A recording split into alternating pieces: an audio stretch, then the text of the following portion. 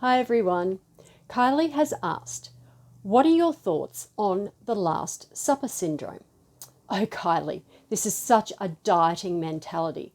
Now, how you know that it is part of the dieting mentality is to ask yourself some questions. When do I think about doing this? When do I actually do this? Now, I bet the response is something like, when I tell myself that I'm going to go on a diet tomorrow or on Monday.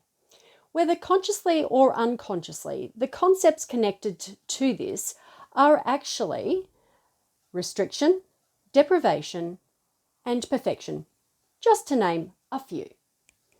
So, how many Last Suppers have you actually had in the last 2 years? How many diets or strict eating plans have you put yourself on in the last 2 years? How long have you been able to sustain the strict eating plan? In the last 2 years, how successful have you been in achieving the results that you have wanted and have sustained them for at least 12 months?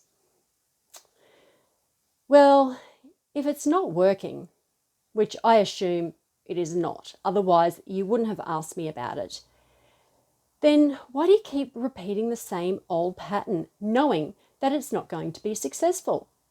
How many attempts will it take for you to realize that this approach just doesn't work? Now, it always amuses me. Now, this is not just about you. I did this for so many years and I wasted so much of my life as well, that we keep trying the same old thing, repeating the same mistakes, but expecting a different result. I think this is really because we get caught up in what's comfortable, what is known, and maybe what others or society deem to be an acceptable way of actually doing things. Another part of it is that you actually internalize the failed attempts and you believe that you are the failure, you are weak and flawed and there's something wrong with you. This is what the industry of dieting, weight loss and fitness has made you believe, and this is BS. You need to just shake yourself up, shake yourself awake. Because as Einstein said, we cannot solve our problems with the same thinking we used when we created them. And for most of us, we need someone else to help us with this. And that someone else usually includes a psychologist or a counsellor. But there's also a lot of stigma attached to seeking professional help. Now, I'm a psychologist, and both of my parents do not believe in seeing a psychologist or seeking professional help. That says a lot. And a lot of the stigma really is connected to being weak and not being able to solve your own problems, or just being a mental case. But there's so much more to it, isn't there? And look, we do need an objective party to look at our lives, to look at us and what we're doing and offer that advice on how to do things differently, giving us a different perspective, guidance, helping us to learn, helping us to develop new skills and tools and to give us a direction to help live life more authentically and really find out who we are and live life with greater meaning and purpose.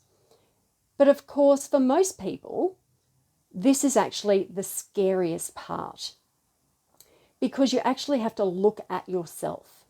And that includes all of your failures objectively. Look at yourself objectively. And really, to be honest, most people don't want to do this. Yet they don't like what they're doing and how they're living their life. But as they say, it's better the devil you know than the devil you have to sit with and stare deeply into their eyes and intimately get to know them, realizing that there is nowhere to hide, as this devil is your past, your unresolved issues, and the things you are trying to hide from and avoid. And unfortunately, until you are ready to want to break these cycles and to stop internalizing the failures by wanting to actually look at your relationship with yourself, with food, your failed attempts objectively, you will keep missing the most important part. And this is the lessons for change and growth. So if nothing else, do yourself a favor and break the cycle between the Last Supper and dieting, and just find a healthy, balanced eating plan where 80% of your food is unprocessed real food and 20% is from junk food or processed food. Also, eat regular meals and drink at least 2 liters of pure water every day. Find an activity that you find fun and engaging and that you can participate in several times a week. So I hope this helps. Have you got a question for me? If you do, then just simply click on the link or send me an email. I can't wait to hear from you. And don't forget to subscribe to so you can get the latest Ask Kelly straight to your inbox and notifications.